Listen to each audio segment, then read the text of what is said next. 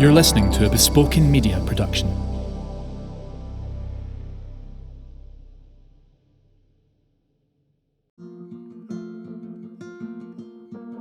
I felt safe where I was, but not who I was, because I was someone different. Welcome to New Frontiers, brought to you by Scotland's Veterans Wellbeing Alliance. I'm Hannah Utley. And I'm Richard Henderson. New Frontiers is a podcast that shines a light on the amazing charities across Scotland that are supporting veterans and their families to thrive on Civvy Street. And in this episode, we're hearing from the veterans who historically haven't been given a voice.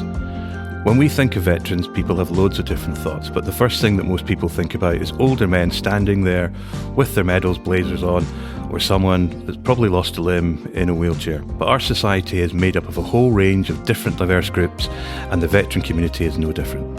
That's absolutely right. And first, we're off to Dalkeith to visit the female veterans drop-in session at the Lothians Veterans Centre. Please note that this episode does contain references to abuse and serious mental health issues. I think when the average member of the public thinks about a veteran, they think about an older man, an older white man who served in the army, with a blazer and a tie and a rack of medals. Everybody thinks of a veteran as a man in a black blazer with his medals and a beret on. What a veteran is, they will tell you it's a male that's 60, that served in the forces. Even when you wear your medals, they ask if they're your medals.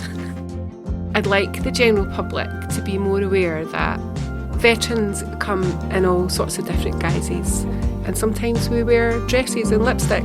We've got veterans from their early 20s right up until their hundreds. We're not all war veterans, we're armed forces veterans. Some of us haven't seen any conflict, but we still served.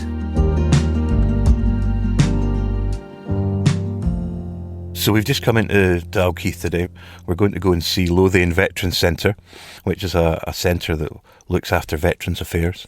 Today is an interesting day for us because it's a female-only Veterans Day. We hear a lot about male veterans and the issues that are affecting them, but we never really hear about female veterans. And considering that there's more females joining the military now than ever before, I think it'd be really insightful to find out more what's gone on in the past, what's happening now, what that change is like, because I do believe that what affects female veterans will be very different from what affects male veterans.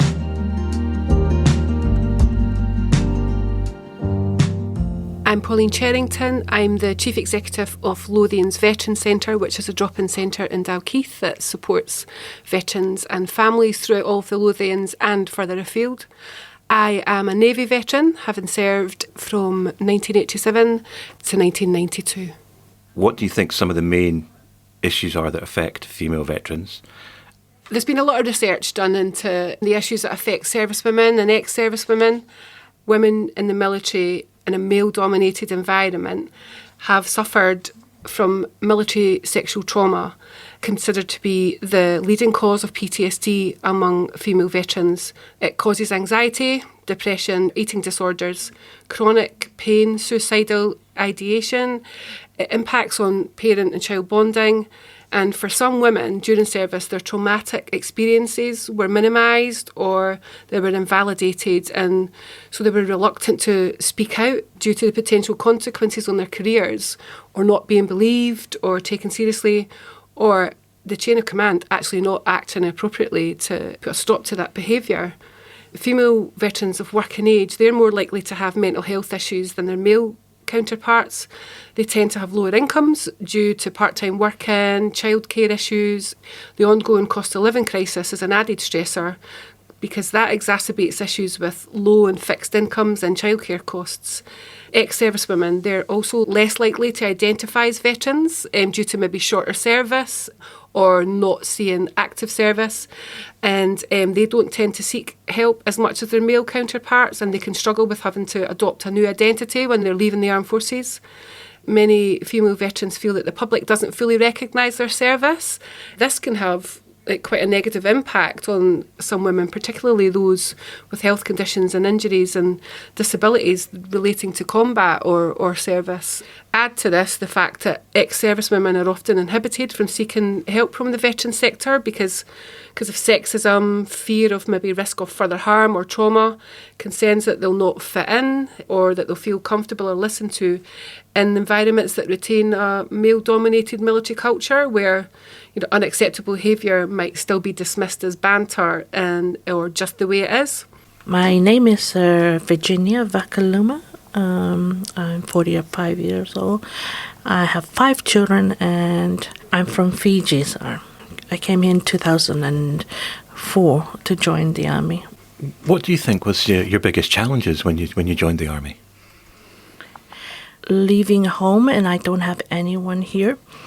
I wasn't sure what I was expected, what it's like to be as a female soldier in the army, and what standard of fitness level as well expecting from us.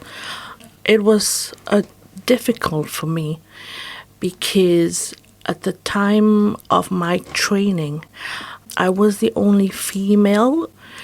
I was doing the training with a male to try and keep up to their standard of fitness. That was a big challenge. My name's Anne Farnan. I'm an RAF veteran and I came out of the Air Force in 1988. You served 15 years. You clearly enjoyed your time. Yep. Did you have any challenges?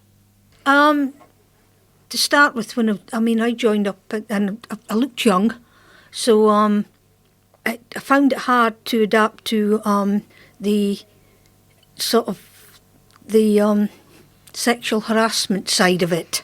You walk past and if you've got a shirt on, they just get out the back of your bra and just ping it, or they would grab your backside and that. And this went on with all of them. So this happened all the time. And that was a big challenge because I was a bit naive and I didn't understand why these guys were doing this to me. And that was a big part of trying to adjust to RAF life.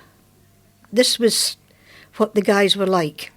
And I have to say, some of the more senior ranks, but the guys didn't see anything wrong with how they treated you, And I have to say, it wasn't just me, because there was other females in the squadron. So some of them were more resistant and put the guys in their place, and some of us just didn't know how to deal with it, Over the 15 years, did you find that these unprovoked advances, did that die down a little bit nearer the end of your service, or was it constant throughout the whole 15 years?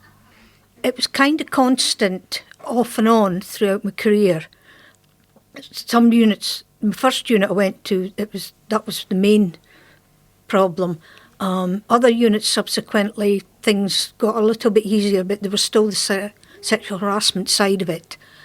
And when I came back from Hong Kong, I got my corporal stripes up, and that seemed to turn it round. Because I was looking after young lads and whatever and that, and that seemed to sort of turn it in my favour. I was respected before, but it was a bit more respect from them, We did have the odd problem with the higher ranks if they came across you, particularly in rugby clubs and things like that. So, but yeah, it got easier, and by the time I came out, because I was so well liked and respected by my flight sergeant and all that I worked for, they were no problem at all. I felt like I belonged, and they respected me for myself and obviously for my work that I did. I am Emma Watson-Mack and I'm a veteran and served in the Royal Artillery for 8 years, and I'm now working for an organisation called Veterans Scotland, and I'm the executive chair there. Do you mind if I ask you what some of the challenges were, and did you think they would be a challenge, or did some things just take you by surprise? I think I was totally taken by surprise. I was at a stage in my life where you're young, you're naive, you don't know what you don't know, and you're eternally optimistic. You're sort of always hoping for the best. And also, I think the mindset of someone who is joining the military is, we can always find a solution. There's always a way forward. We can always make the best of this. And so as with, anyone going through their military career, there's challenges that we must face. I think as a female, it was very early days in terms of the unit I joined. So I joined a regiment in Germany and had a hugely supportive commanding officer. But the mess at the time was there was 2 women living in the mess. And so I think there must have been about 20 living in males. And I think just that dynamic of then suddenly females are part of their world and they weren't used to that. There's a whole sort of recalibration going on. I think sometimes there was a there was a misunderstanding of, where does a female fit in? How do we treat her? She's different. I would say in the majority, most of the people I work with on a day-to-day basis were hugely supportive. They wanted you to be successful. They saw you as someone who, I was Emma. I wasn't a female officer. I was an individual. But you always have your detractors, and you have that in any walk of life. So you always have one who maybe weren't as hugely supportive of having females in the army in the first place, far less serving alongside them. And I think that just, that took time for those barriers to be worked through, and it was change, a lot of change at that time. And the jobs I could do when I initially joined the Royal Artillery compared to the jobs I could do by the time I left was very different. So it required people to be brave and say, well, actually, we can employ a female in this role. And I think my commanding officer was an extremely brave man at the time. And he said, right, I'm going to put you in a multiple launch rocket system battery. First time they'd ever put a female there. And he was hugely supportive. I think maybe a couple of the senior soldiers were sort of, that was quite a challenge for them. But, I wasn't alone in facing those challenges. We've seen several changes over the years when it comes to women in the armed forces. So, for example, some of their older women talk about having to leave the armed forces when they got married. When I served, you had to leave if you were pregnant because you couldn't stay in and have a child at that point. I mean, that changed later on after I left. But also when I served, part of our uniforms was black stockings and suspenders and black stiletto heels. Again, that was off at its time, so we didn't see an issue with that.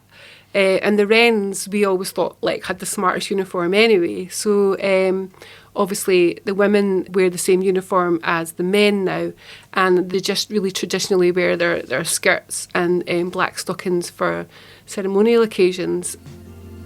Changes for the better, I have to say. I'll start from the beginning. When I came off, I was on maternity leave. And there wasn't anything there available because I couldn't go back to my unit asking them for help because everything was go through Glasgow. So the only thing I could ask, if I want to ask a question, I have to go through the phone. That was a challenge as well, rather than having someone there face-to-face conversation to tell them what you need. So coming out, I felt like I don't have anything a secure transition to CV life is trying to adapt to how the CV works and the timing of works as well, and how to communicate with them was a challenge as well. Especially, I feel comfortable talking to people who I work with in the army, but coming out I feel like I'm shying out, and sometimes they see me as well as I'm someone who, someone, I don't know what the word to use, but they feel like they couldn't get close to me as well on how to communicate with me in that manner. So I think they find that challenge as well. My name's Kim. I'm 63 now. I was in the Royal Navy, the Women's Royal Navy as it was then. The Navy was an escape for me. I was coming from quite a difficult home life, and it sort of gave me a new family. So I felt like I'd got these new friends around me that thought like me, that spoke like me, that enjoyed sport like I did. It was fantastic for sport. I took part in everything I could, really. I just loved the camaraderie in it. I'd never change the fact that I went into the forces, especially the Royal Navy. I was proud. But yeah, it was difficult as well. The main difficulty being was that I was gay, and I didn't know when I signed up that you couldn't be gay when you were in the forces. So it was a big shock, sort of 6 weeks into training, when I was told that it was a punishable offence. Yeah, it was a really difficult time. I wanted to be part of something, but I was also very careful of, friends I choose, and I couldn't really be me. So I was living this sort of masked life where I was trying to be myself, but I couldn't be my full self, which was a real sort of, it was very difficult. So yeah, I felt isolated, I suppose, in a huge amount of people. It was known I was gay, obviously, and somebody that knew I was taking advantage of me in not a nice way. So basically I was told if I reported somebody that I would be thrown out of the forces. You weren't allowed to report these people. I had options. I could go on a draft, or I could leave with good, a good record, or I could be thrown basically to the Special Investigation Branch, which would be, a difficult time. I'd already experienced them in the force, whereby if they had any suspicions of you, they would search your person and they would search your pit. So you were strip searched, sometimes with just a male present, or you would be just put in different situations that weren't particularly present. So I decided to, what they called, on an administrative discharge, I've now learned, and I was basically given a train ticket to a railway station. I couldn't go home. So I was, again, completely alone, isolated, sofa surfing with friends. It was a difficult time, but I think I wouldn't have changed most parts of my service, because there was a lot of good, but I was in a difficult time. And as I say, I'm just glad to be part of the change that happened. So on a positive note, that's something good to say. In 2000, the Rank Outsiders took a case to the European Court. They made the change that from the year 2000, which isn't so long ago, that it was, it was okay to be you, which I think helped a lot of people, because, there are a lot of us that want to serve our country, that want to do good for our country. They're proud of serving. So the change has come. You're now allowed to serve as a gay person in the forces. You're also allowed to serve as a trans person in the forces. So it's been good change. We've all been given an apology from our service, like the Royal Navy, the Army, the Royal Marines and the RAF. We were given our berries back because obviously everything was stripped from us. And we were awarded the Lord Etherton ribbon, which is a badge just to state that we were one of the LGBT members for change within the forces, and as a representation of what we went through, really, and I will say suffered, because we did suffer, and we weren't treated like the rest of the people. We had eyes on our job, we had eyes on looking after ourselves and our own well-being, and we had eyes on other people that were watching us. So it was a difficult time. As a fighting force, I suppose you'd say, you have to rely on each other, and that was difficult for some of us because of where we were. We always had everyone's back, but not everyone had ours.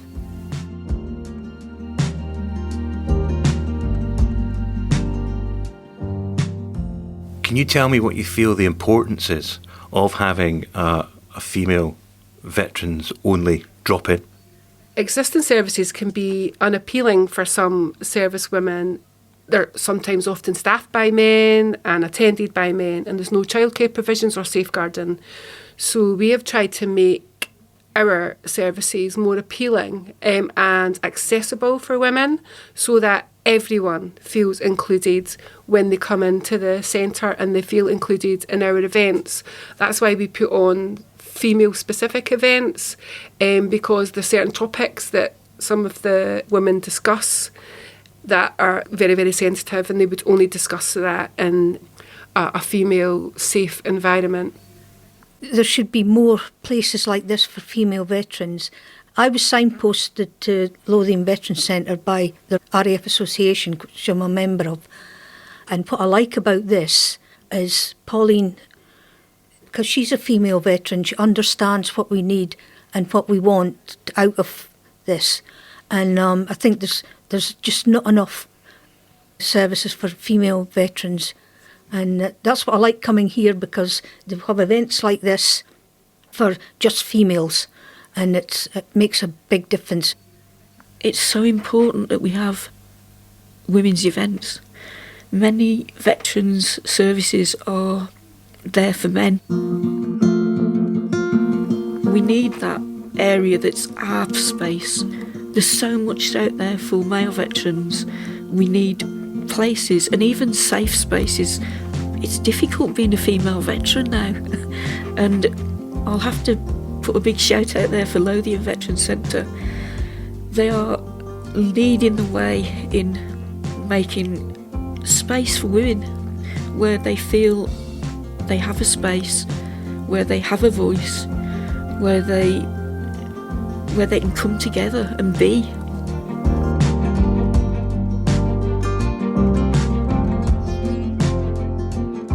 I thought that was so interesting. I think there was so many things in that I just hadn't considered about that kind of intersection of being female but also being a veteran, and the ways that women might be experiencing that really differently from men who are veterans. And I hadn't realised that, you know, female veterans are more likely to experience mental health issues, because we hear so much about the male perspective, I suppose, don't we? You're right. It was a really interesting experience for myself to hear what they all had to say. What surprised me the most was how positive they still were about it. Yeah. You know, they still encouraged females to go and join the military, sign up. That the overall experience has been very positive for them and had a great impact on their life. But you're right. We do have to take into account that what affects a female veteran is different from a male veteran. The needs are different. And why shouldn't it be? I think it's great as well that they've got their female veterans-only groups. I think that's a really safe space that they should all have, and I think it's really encouraging, and I think we need more of that across the country.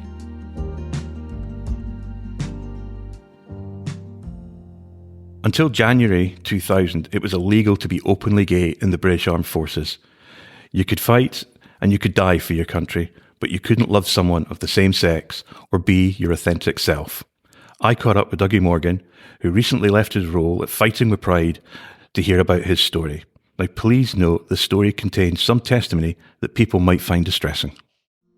This is a wedding gift. I don't know if you can work out what it's meant to be, but that is, Graham's a hairdresser and that's a black watch, which is quite clever. So we're here on a glorious day in Alloa with Dougie Morgan. We're sitting in his back garden, got the sunglasses on, no sun cream though, so you know we'll keep this short. Dougie is known to a lot of people that's worked within the Alliance and a lot of veterans organisations across the whole of Scotland. He's now with Sacro, but he's done so much fantastic work with Fighting with Pride. How are you doing today, Dougie? I'm great. Absolutely great to see you again, and it's great to have this opportunity to speak about Fighting with Pride and the work that we've done and continue to do to support LGBT plus veterans, serving personnel and their families. Let's take you back to the very beginning. What made you join the army? Your black watch, is that right? I was 1979. I was working in Inverkeithing paper mill, which is no longer there. And one of my mates one day decided that he wanted to go in the Army Careers Office, and we'd have mind chumming him up. I had nothing better to do, but we'd made a promise that we would join the same regiment if we did join. And that promise lasted for about 5 minutes, because he ended up in the parachute regiment and I ended up in the Black Watch.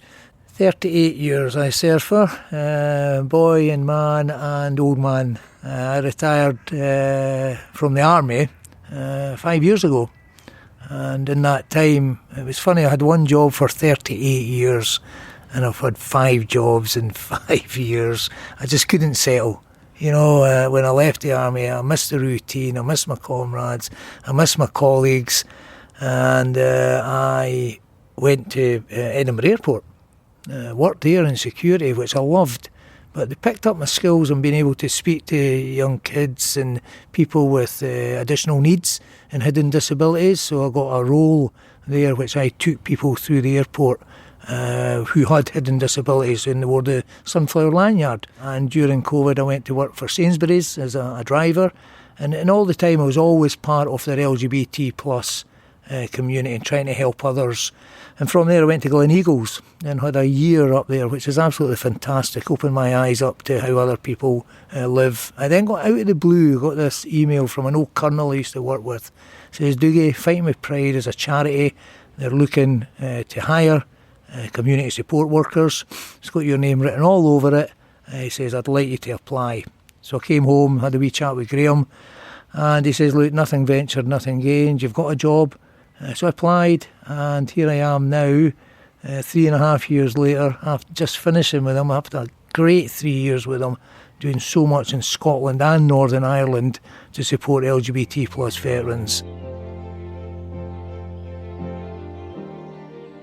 Let me ask you probably a bit more of a personal question, though. What was it like serving that amount of time, which is a cracking innings, and obviously with your sexuality, because that would have been well hidden for a long time? Bear in mind, in the 1970s, 80s, 90s, and I never knew this when I joined up, and this is part of my story, that, you know, to be gay in the military didn't become legal until the 5th of January 2000, and I knew there was something different. I didn't know who I was. You know, I was young. I was 19, 20, 21, trying to find out who I was.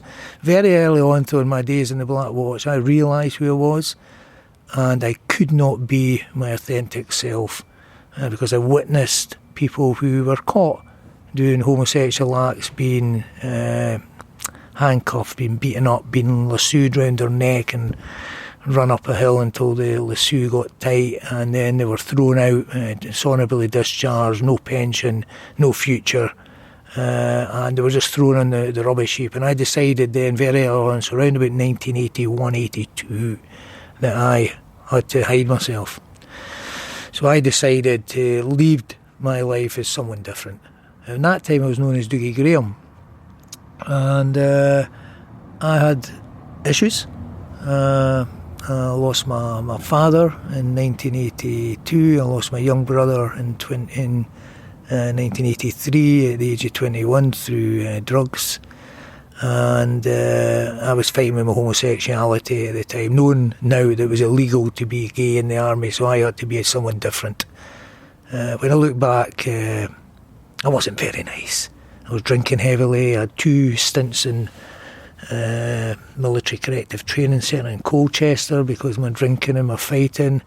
But the most important thing is that not one point did anyone sit me down and said, Graham, why are you drinking so much? Why are you fighting so much? Why are you getting into trouble? Because you're a great soldier out with the barracks. No one sat me down and asked me why I was doing this.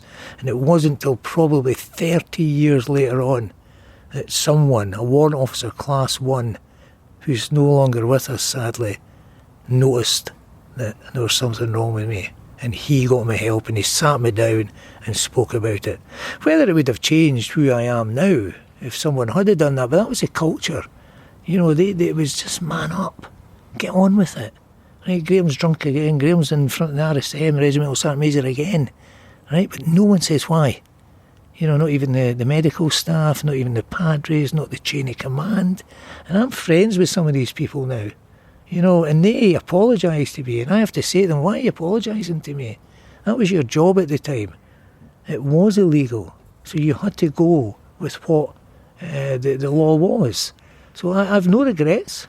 You know what I mean? I could have done a lot of things differently, but I think we could all say that. I think we've all got degrees in hindsight, but I would never ever turn the clock back on my army career. So when you made the decision to leave what was the majority of your life behind, what was that like for you? It wasn't nice. It affected my mental health severely. I had to keep on looking over my shoulder to see who was following me. The Royal Military Police at the time and the Special Investigation Branch, the SIB, were hunting people who were LGBT plus, and I couldn't be myself. It was really horrible, and I drunk. I was a functioning alcoholic, and I've got no issues in saying that. And not up until maybe 15 years ago was when I decided that the alcohol was not for me. I didn't stop, I just controlled it. But going through all those years in the army, I had to make a decision whether I wanted to make it a career or not. And the biggest factor was I felt safe where I was, but not who I was, because I was someone different. So I managed to get up the ranks from private up to Warrant Officer Class 2 within 12 years, but I'd run out of time, and no one at this point knew about my sexuality. I was married. That was another thing, because I just about got caught in Edinburgh by the SIB. I was questioned. So my next thing was, wait, let's get married to a woman. I had 2 children. That marriage is no longer there. It was a part of my life, a journey, a junction in my life that I had to make, and I made that decision because it wasn't me now making that decision, it was someone else. That marriage went for 21 years, and I was copped. So another part of my story I don't mind telling because it's the truth. I was catfished by my own family, which was a huge relief for me when it all came out. And that's when I decided, right, I can be myself. So this is in 2009. So this is 16 years ago now. So it was a huge part of my life, but I had nowhere to go. I had no one to turn to. And one of my good friends put me up over Christmas and New Year. And then all of a sudden, out of the blue, I got a message from, I was on a couple of apps, and this guy messaged me, he'd like to meet me, and 16 years later, he's my husband, and we've been together 16 years, married 9 years, and we live in this lovely back garden that you guys are sitting in. So every story has a happy ending. Well, it's not ended yet. You're still married, so let's not give it a curse or anything, you know. So you've left the army. You've done a few different jobs. You found yourself working with Fighting with Pride. I was lucky enough to come along to one of the events that you put on, and you had a lot of people there telling their stories, open and honest, telling their stories about their experience, about what happened to them in the military when they got found out for their sexuality. One of the worst ones I think I recall hearing was a chap that was in the Navy that got dragged off a ship, and his sister, I believe it was terminally ill. The family couldn't contact him, and they only released him after she had passed away. Now that in itself is it's criminal. It's disgraceful. You'll have heard a lot worse than that. You'll have heard numerous stories. Are things getting better in your opinion? Is there progress being made? Is there better understanding? What are your thoughts? Fighting with Pride was formed in 2000, the year the ban was lifted by Craig Jones and Caroline Page. And the charity was formed to support LGBT plus veterans who were dishonourably discharged, who were thrown out, who did have to hide their sexuality, but managed to have a career. But we also supported their families, because a lot of them weren't there anymore. You know, they'd passed on. And serving personnel. So when I was employed with Fighting with Pride as the community worker for Scotland and Northern Ireland, it became very apparent and very early on in my post that there was hundreds, if not thousands, of veterans who had been affected by the ban that was imposed by the UK government. And bear in mind that the 5 brave people that went to the European Court of Human Rights to fight against the UK government's decision, It was them that made the UK government lift the ban. But I was still serving in 2000 when the ban was lifted, but it wasn't for another 9 years that I decided it was safe for me to come out in uniform, because there was still homophobia, there was still bullying, and there was still, the females were treated absolutely horrendously, and I decided when I did come out eventually, I wanted to give something back. So that was part of the reason that I applied to work with Fighting with Pride. It became a bigger job than I thought it was ever going to be. Therefore, operations manager, Scotland and Northern Ireland, travelling over to Belfast, travelling Northern Ireland, looking after veterans, and some of them were in the Republic of Ireland because they had no support there. But I couldn't have done my job without the support of the other charities and the third sector organisations, because although I spoke to the individuals, and got to know their stories, and you're right, some of them were a lot more horrendous than that, without going into too much details, because it's all reported, and it's all down on the Etherton report, who's sadly no longer with us either. We've done a lot to get where we are now. It's a long way to get to the answer to your question, but we had nothing up until 2000. In 2000, it got slightly better.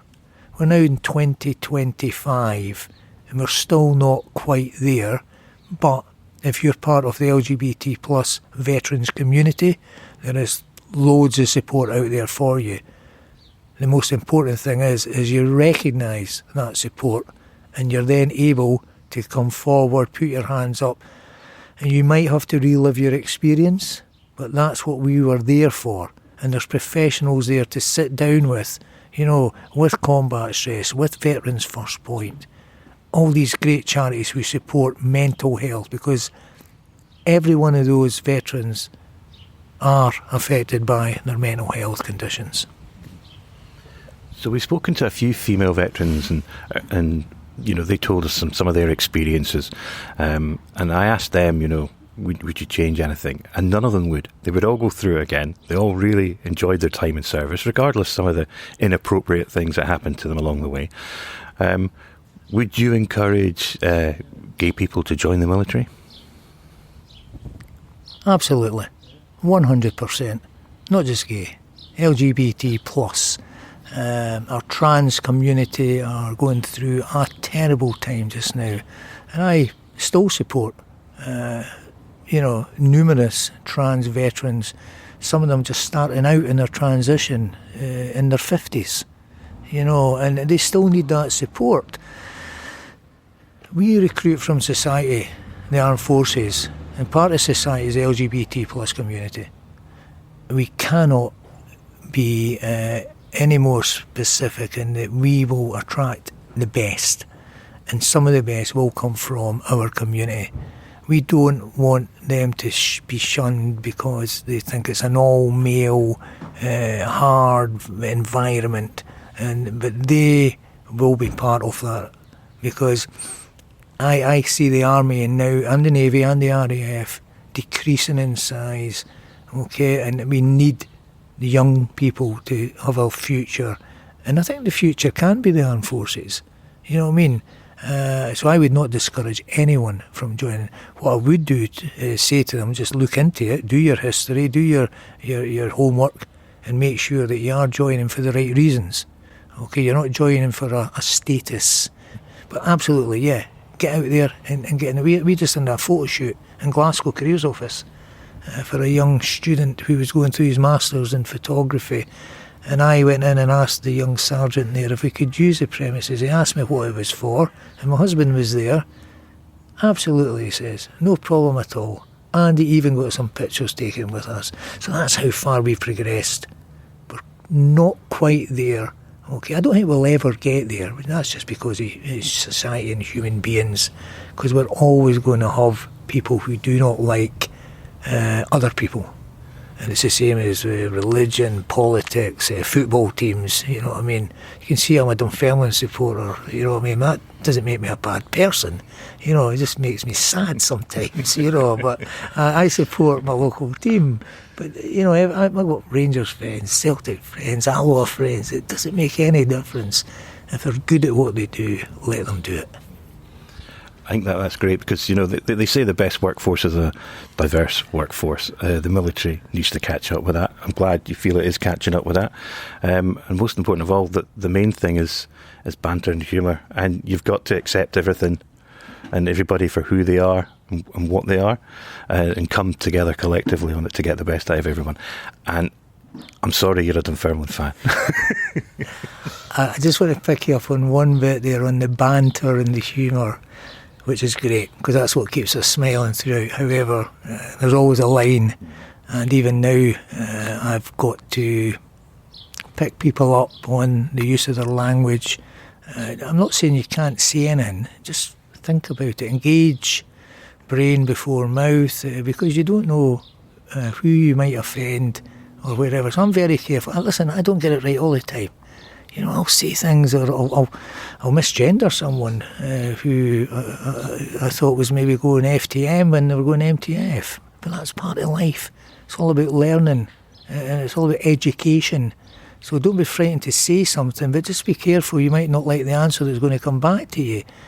Because I think that's where we've got to be very careful, and not just in the armed forces and the veterans, but in society as one. But I just find that line between banter and humour can just be a little bit thin sometimes. So I didn't know you were a golfer. What's your handicap? It's just come down actually to 11.2. Point Glen course, I think round here. Yeah, so that's my warrant. I've got my warrant officer.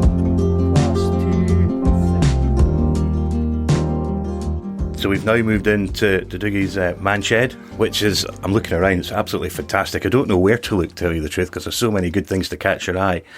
One thing you mentioned when we were outside was when we were talking, you mentioned that there was still things that the military needed to do. I was wondering, could you just go into a wee bit more detail about that? Have you got any thoughts on what you think should be happening? Yeah, obviously, since 2000, the military, the three armed forces have moved and progressed at a fast pace. But I think we've just moved too fast at some points. And the reason I say that is when I was with Fighting with Pride, I used to still get serving personnel coming to me for support when really they should have been able to go through their chain of command within their service. So some of them still don't feel that their chain of command has got their back, for more of a better phrase to say. I think where we need to work on this is being inclusive, right?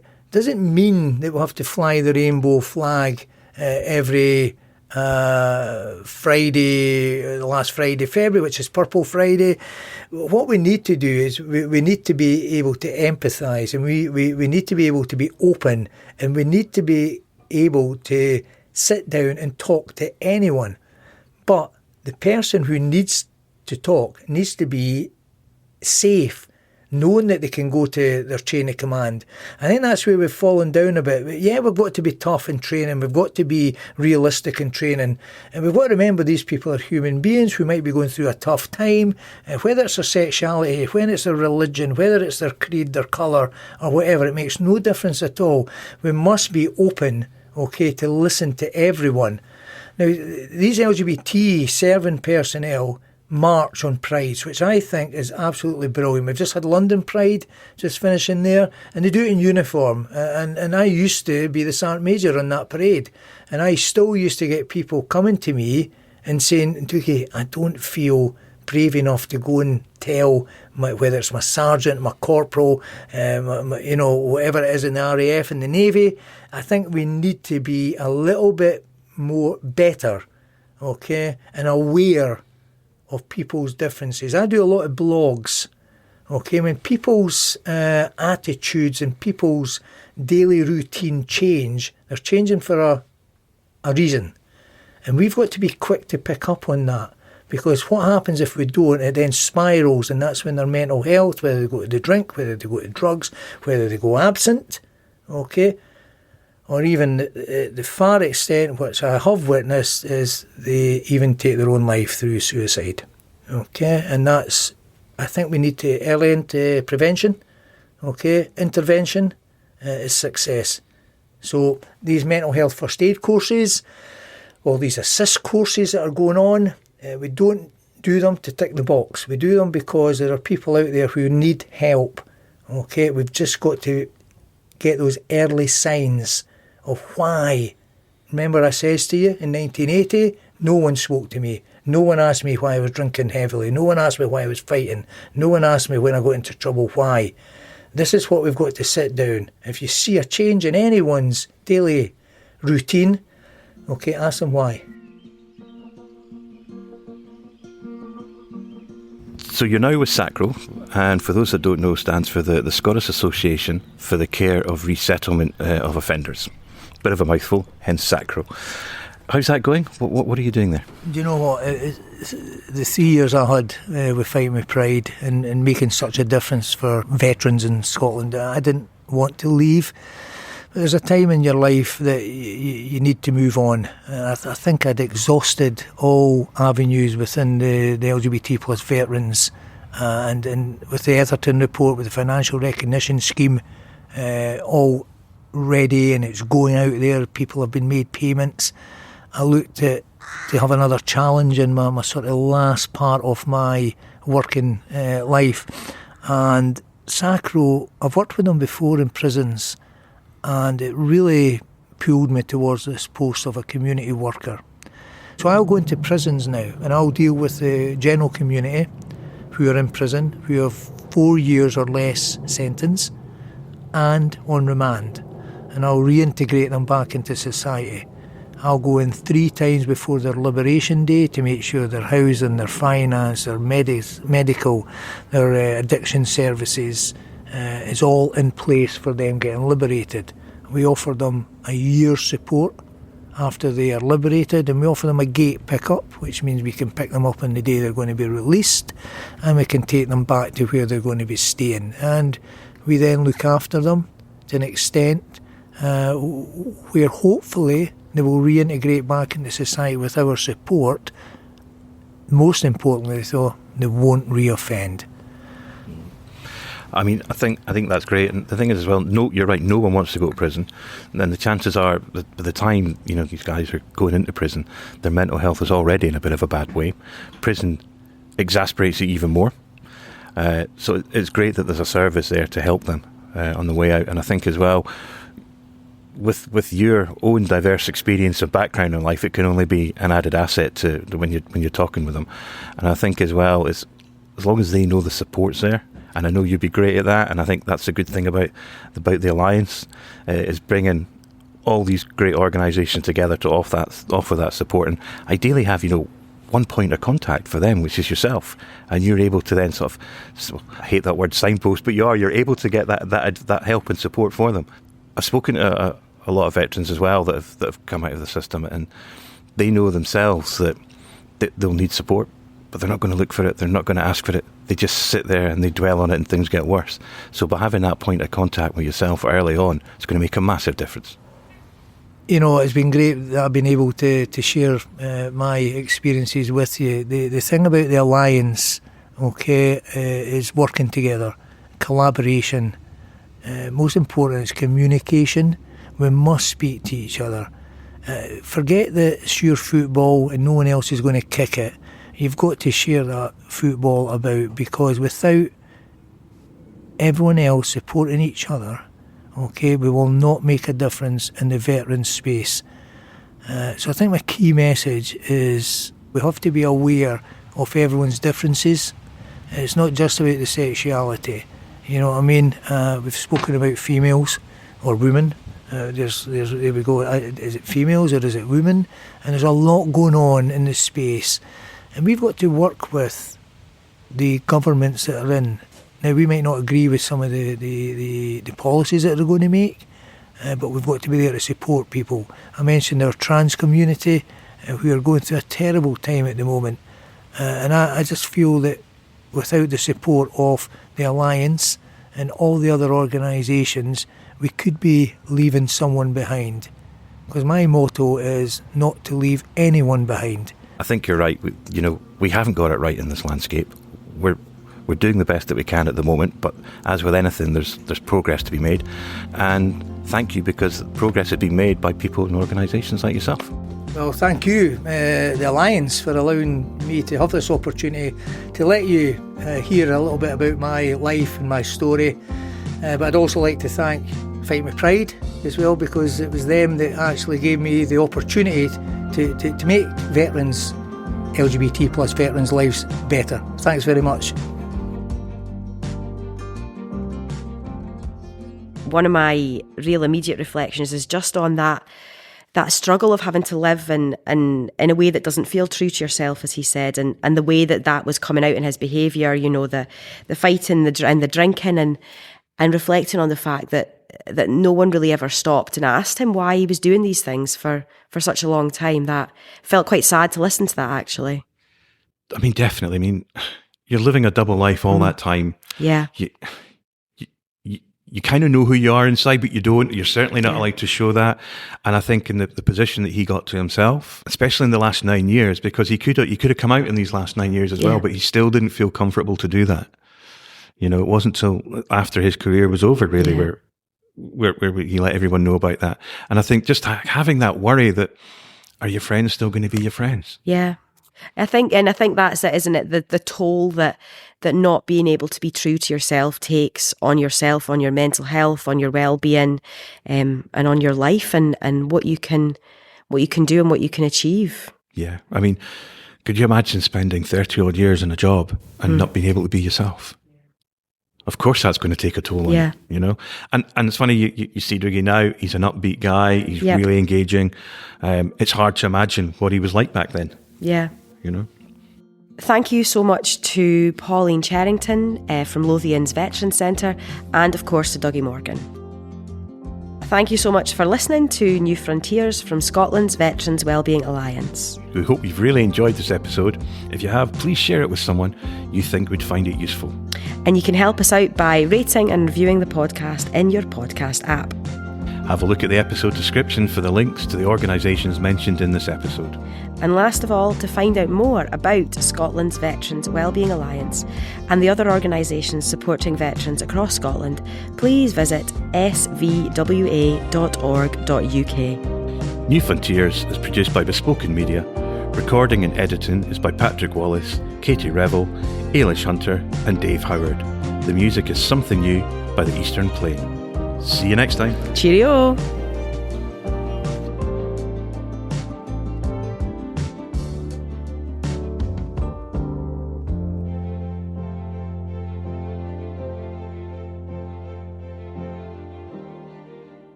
Produced by Bespoken Media.